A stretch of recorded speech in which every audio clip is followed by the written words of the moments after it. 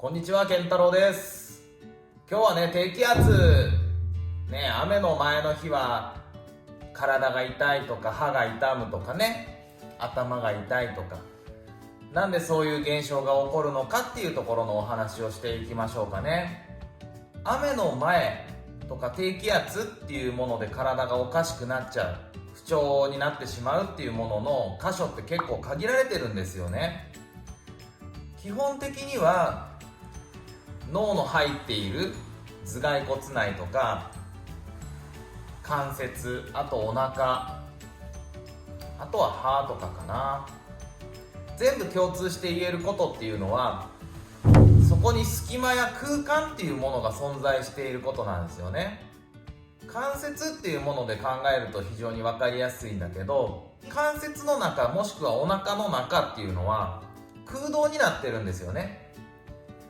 空洞になってるっていうことは、そこに空気って言ったらこういう感じのものをイメージしちゃうから、厳密にはガスって言うんですけど、組成としては空気と一緒かな。そこはやっぱり密閉された空間だけども、そこにはガスが存在するんだよね。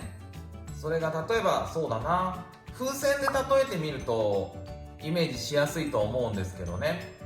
風船っていうものがあって、それを例えばお風呂をお水の中に沈めるとしますでしょ。そうすると水圧がぐっとかかってくるから、ギューッと風船っていうのはちっちゃくなっちゃうんだよね。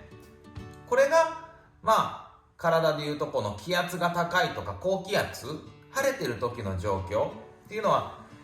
全体の空気っていうのが体をギューッと圧迫してくるから、体ってね、締まるとかそういうしっかりするっていう方向性に体は作用していくんですけど、じゃあお風呂の中に沈めてた風船を出してみる。こうするとかかってた水圧が抜けてしまうから、圧が抜ける、いわゆる低気圧の状況になると、圧がかかってて縮んでた風船っていうのがバッと一回り膨れちゃうんですよね。こういうのを物理学ではパスカルの原理って言うんですけどね。それが高気圧だったら体はギューッと圧迫されてしっかりしていく、支えが入るっていう表現かな。それが低気圧になってくると、外の方に体が膨れていくんですよね。そうすると関節の中もぐっと膨れてしまうからパンと張ったような痛さが出てくるし、それはお腹もそうで、頭蓋の中の場合はね、やっぱり脳脊髄液が入ってはいるんだけれども、内圧がガッと上がってしまいますよね。それが低気圧で起こる体の不調っていうものの原因にはなってくるんですよね。そしたらそれの解消法っていうのはどういうことをしたらいいかっていうと、1にも2にも有酸素運動が一番効くんですよね。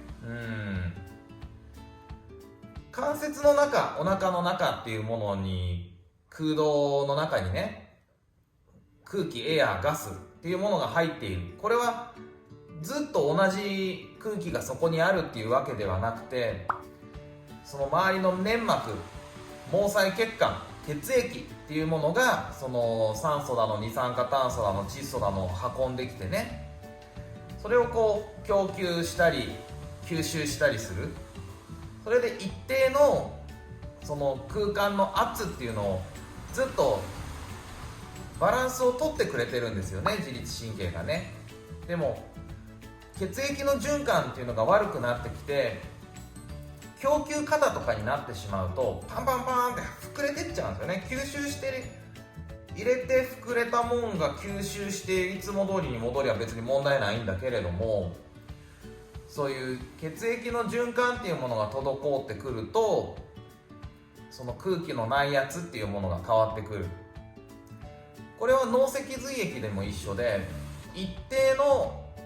圧っていうの、脳圧っていうのがあるんですけれどね、それを維持するように自律神経っていうものが調整してくれてるんですけれども、やっぱりそういう自律神経系と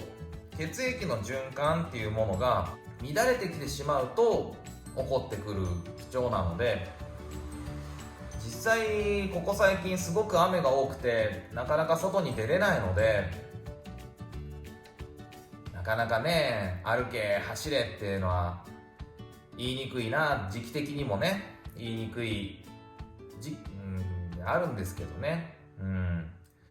実際天候っていうものに左右されるような体っていうのは